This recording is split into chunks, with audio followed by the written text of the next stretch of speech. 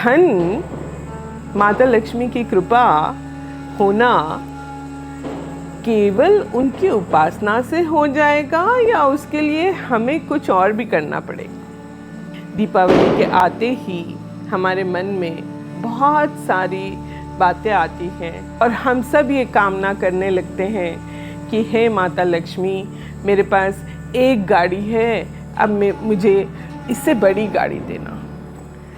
ये तो हुई कथा, पर इस कथा के पीछे एक गूढ़ रहस्य है। दीपावली के इस पावन पर्व पर आप सभी को अशेष शुभकामनाएं। दीपावली हमारे लिए हर्ष, उल्लास, उत्साह और रोशनी का त्यौहार है। दीपावली के आते ही हमारे मन में बहुत सारी बातें आती हैं, जिसमें से एक है कि माता लक्ष्मी हम सबके घर में आए, विराजमान रहें, स्थित हो जाए। और हम सब ये कामना करने लगते हैं कि हे माता लक्ष्मी, मेरे पास एक गाड़ी है, अब मुझे इससे बड़ी गाड़ी देना। मेरे पास एक घर है, मुझे इससे बड़ा घर देना। मुझे सोना देना, चांदी देना, वैभव देना, ये करना, वो करना।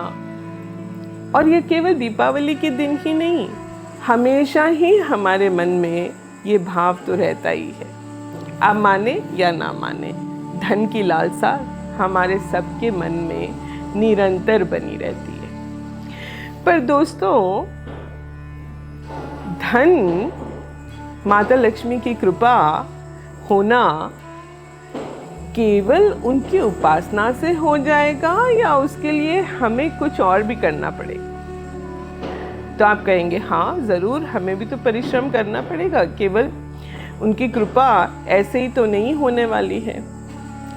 परिश्रम के साथ साथ हमारे मन में माता लक्ष्मी के आने के लिए एक भाव भी चाहिए।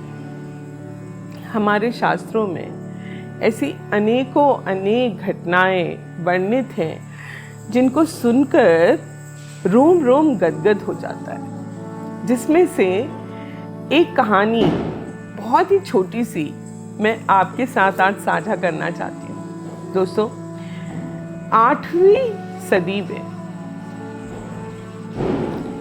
आदि शंकराचार्य जी एक बार अपना दोपहर का भोजन बनाने के लिए भिक्षा ग्रहण करने गांव की तरफ चल पड़े। हमारे यहाँ ब्राह्मणों के लिए ऐसा नियम था कि वो पूरे दिन में एक ही घर से भिक्षा लिया करते थे और उसमें उन्हें जो भी मिल जाए उसी से उन्हें गुजारा करना है। वो बार बार हर व्यक्ति का दरवाज़ा खटखटा नहीं सकते थे भिक्षा के लिए। तो वो अपनी जगह से उठे और एक घर का दरवाज़ा उन्होंने खटखटाया। उस घर में से एक बूढ़ी माँ निकल के आई। उन्होंने कहा, मुझे भिक्षा दीजिए। तो बूढ़ी माँ बहुत ही असमंजस में पड़ गई। उन्होंने कहा, क्या हुआ? तो कुछ बोली नहीं, अपने घर में भीतर गई और बहुत देर तक आई नहीं। उनके घर में कुछ देने के लिए था ही नहीं। हर डब्बा खोल खोल कर टटोलने लगी, पूरे घर में इधर उधर कोने कोने में देखने लगी, मैं इस बालक को क्या दूं भिक्षा में।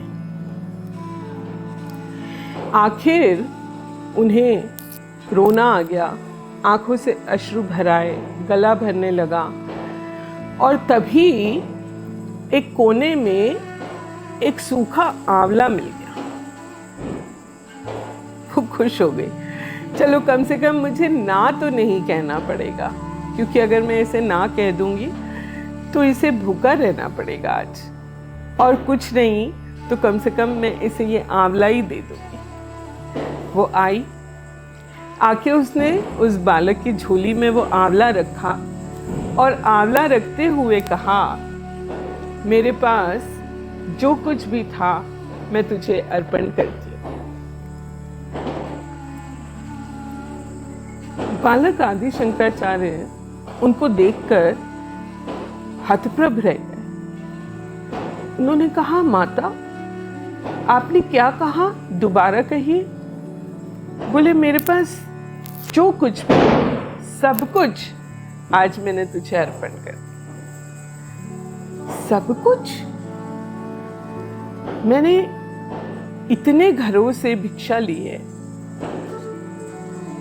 कभी किसी ने कुछ दिया, कभी किसी ने कुछ दिया, पर सब कुछ आज पहली बार मुझे किसी ने दिया है, पहली बार।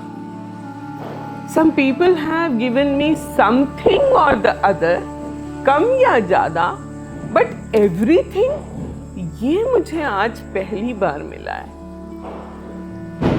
वो ये कहकर एकदम अभिभूत हो गए और उन्हें समझ नहीं आया कि मैं इस बात के लिए, इस भाव के लिए, जो उस बूढ़ी माँ ने मुझे अपना सर्वस्व दे दिया, जो कुछ भी उनके पास था सब मुझे दे दिया, इस भाव को वो अपने अंतर मन में ग्रहण करके एकदम अभिभूत होकर, और उन्होंने माता लक्ष्मी के लिए प्रार्थना शुरू कर दी। उसी वक्त स्फुटित हो गई, स्पॉन्टेनियसली उनके मन में से ये प्रार्थना जागृत हो गई, जिसका नाम है कनकधारा स्तोत्र। दोस्तों, ये कनकधारा स्तोत्र एक सीक्रेट है माता लक्ष्मी को प्रसन्न करने का। इसमें 22 पैराग्राफ्स है, 22 स्टैंजाज हैं, और बहुत ही सुंदर तरीके से इसको बहुत अच्छे हमारे गायकों ने गाया है। और साउथ इंडियन कार्नाटिक म्यूज़िक में आप इसको यूट्यूब पे सुन सकते हैं। MS सुब्बलक्ष्मी का भी गाया हुआ कनकधारा स्तोत्र आपको मिल जाएगा।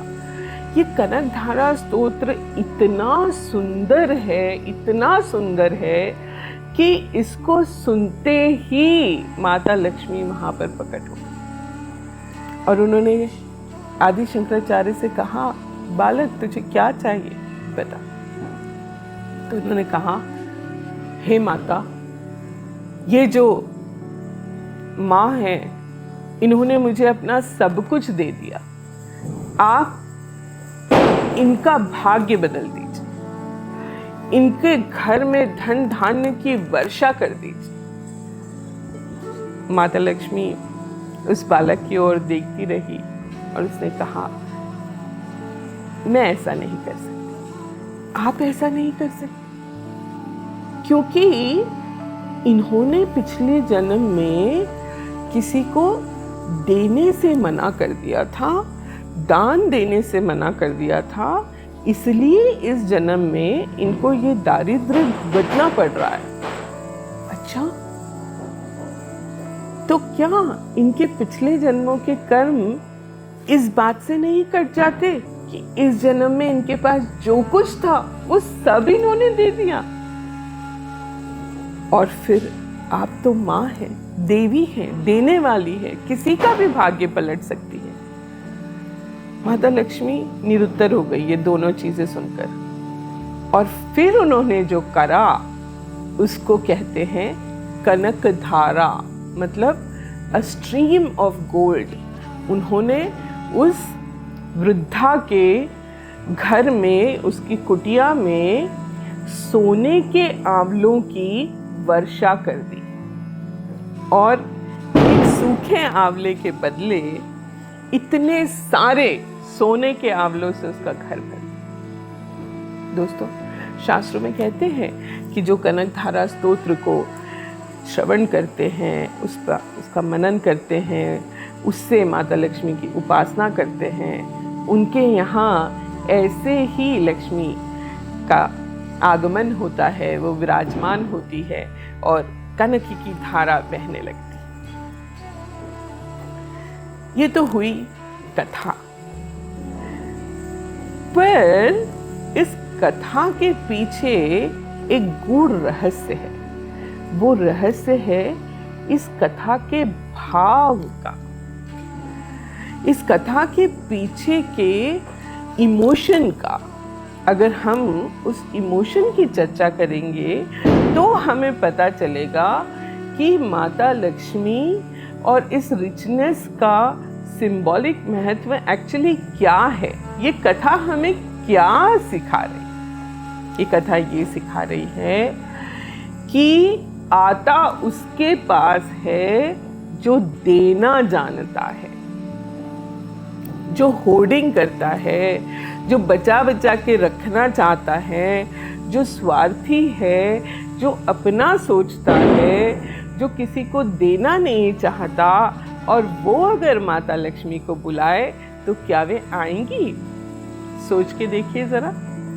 या फिर वो जिसके मन में ये भाव है, निस्वार्थता है, जिसके अंदर एब्सोल्यूट गिविंग का भाव है, जिसके अंदर ये भाव है कि मैं किसी को पता नहीं क्या दे दूं, किसी का क्या कर दूं, किसी का क्या नहीं कर दूं, उसके घर में वे आएंगे।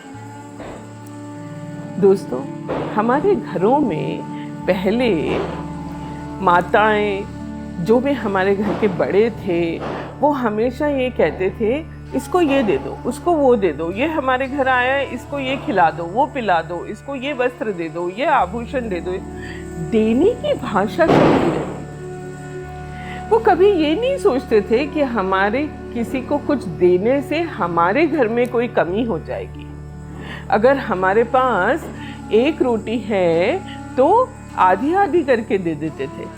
अगर एक भी नहीं है तो घर में जो कुछ है उसी को लाकर देने की कोशिश करते थे।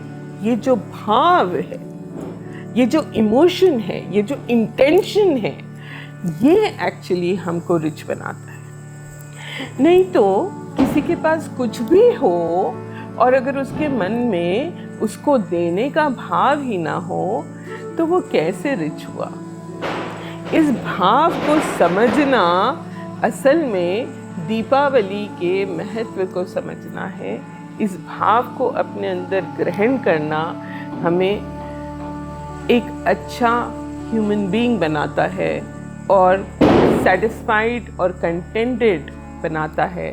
इस भाव से ही हम देने की वृत्ति सीखते हैं, और जब हम देंगे तो जो देने वाला है उसको तो कहीं ना कहीं से कुछ ना कुछ देने के लिए मिल ही जाएगा। शुभ दीपावली।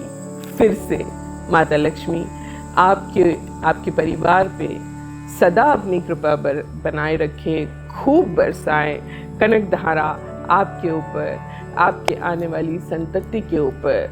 बस आप देने का भाव ज़रूर अपने अंदर अपनाएं और अपनी संतति को सिखाएं। नमस्कार।